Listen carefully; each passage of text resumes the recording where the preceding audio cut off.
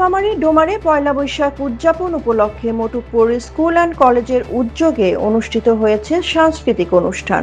Boragari মটুকপুর college মাঠে আয়োজিত এ অনুষ্ঠানে দিনব্যাপী গ্রামীণ খেলাধুলার পাশাপাশি পরিবেশিত হয় গান ও নৃত্য। এতে অংশ নেয় শিক্ষার্থীদের পাশাপাশি স্থানীয় ও অতিথি শিল্পীরা। সঙ্গীত পরিবেশন করেন শিল্পী বিজয় পলাশ।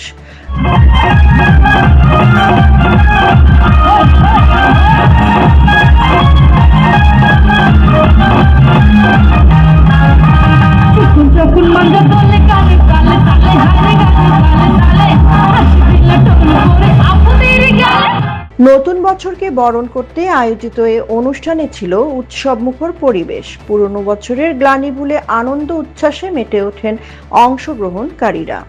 অনুষ্ঠানে সভাপতিত্ব করেন প্রতিষ্ঠানের সাবেক সভাপতি ভোলানাথ রায়।